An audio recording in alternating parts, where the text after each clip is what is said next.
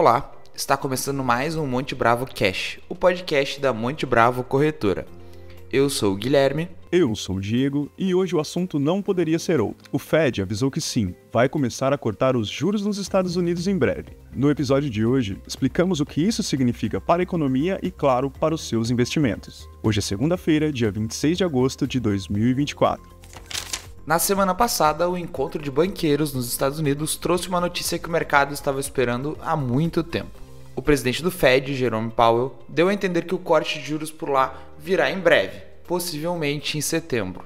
Em seu discurso no simpósio de Jackson Hole, Powell disse que existe uma confiança maior de que a inflação está no rumo desejado pelo Fed. Ele também afirmou que, abre aspas, chegou a hora de ajustar a política monetária, fecha aspas. A mensagem soou como música para o mercado.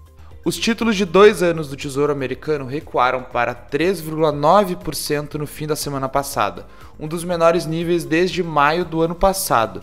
O índice DXY, que compara o dólar a outras 6 moedas fortes, caiu para o nível mais baixo neste ano. E aqui vale explicar, os juros nos Estados Unidos ditam o ritmo nos mercados do mundo inteiro. Com a iminente queda da taxa, a tendência é que o dólar perca força e que os ativos de risco, incluindo a bolsa de valores, ganhem um bom impulso. Mas, voltando ao discurso de Powell, a pergunta no ar agora é: qual será o tamanho do corte de juros nos Estados Unidos? Porque isso também importa para os mercados. Analistas veem alguma chance do Fed cortar 50 pontos base na sua próxima reunião, em 18 de setembro, e nas reuniões seguintes. Mas aqui na Monte Bravo, esperamos um Fed mais contido, com corte de 25 pontos na próxima reunião. Como disse Jerome Powell, tudo vai depender dos dados. Mas que dados são esses? Em primeiro lugar, a inflação.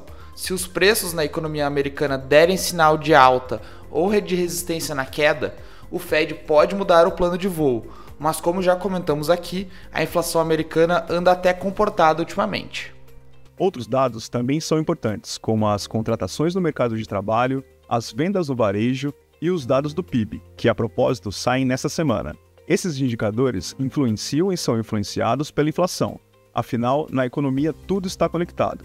É por isso que tanto o Fed quanto os analistas econômicos, inclusive o nosso time aqui na Monte Bravo, vão continuar acompanhando de perto todos esses dados. Se você quiser saber mais sobre esse assunto, vale a pena acessar o site Monte Bravo e ler a análise feita pelo nosso time. Se o cenário nos Estados Unidos evoluiu como nós esperávamos, no Brasil a história é um pouco diferente. Como já comentamos aqui no podcast, o Banco Central do Brasil terá um novo presidente a partir de 2025. E o receio é que esse novo presidente, que será indicado pelo governo atual, ceda a pressões de baixar a Selic. O favorito para a cadeira, o economista Gabriel Galípolo, tem dado entrevistas reafirmando seu compromisso com o combate à alta dos preços. O problema é que essa estratégia acabou abrindo espaço para uma outra discussão. Em suas falas mais duras, Galípolo deu a entender que o BC até aumentaria os juros se isso fosse necessário. Foi aí que o mercado começou a discutir a chance da alta na Selic nos próximos meses. Outros diretores do BC até tentaram desfazer o mal-entendido, mas isso acrescentou ainda mais ruído à conversa. Resultado, o dólar saltou de R$ 5,48 para R$ 5,59 na última quinta-feira, 22 de agosto. Mas, ao que parece, foi só um susto. A moeda americana devolveu a alta e fechou a semana passada em R$ 5,49, praticamente como estava na quarta-feira.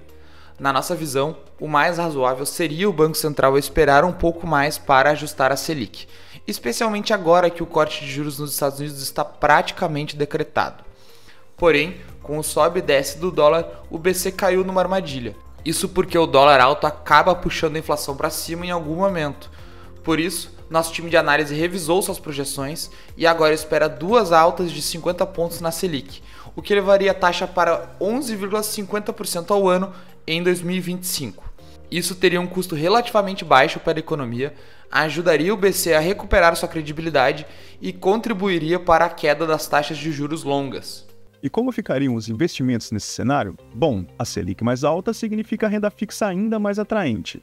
Além disso, com a queda dos juros longos, ou seja, com a expectativa de uma Selic menor no futuro, A bolsa de valores e os fundos imobiliários também poderiam se beneficiar desse movimento. Somando tudo isso ao corte de juros nos Estados Unidos, o dólar poderia cair para a casa dos R$ 5,30 e o Ibovespa, hoje em 135 mil pontos, caminharia para a faixa dos 145 mil pontos. Para saber quais ações e títulos de renda fixa têm o maior potencial de retorno, abra sua conta na Monte Bravo.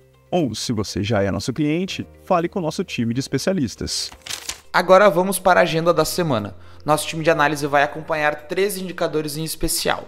Na terça-feira, 27 de agosto, sai o IPCA 15, uma prévia da inflação oficial no Brasil. Lá fora, nos Estados Unidos, os dados do PIB do segundo trimestre serão divulgados na quinta-feira, 29, e vão mostrar como foi o desempenho da economia americana entre abril e junho. No dia seguinte, sexta-feira, sai o PCI, o índice de inflação favorito do Fed. O resultado dará novas pistas sobre o ritmo do corte de juros nos Estados Unidos.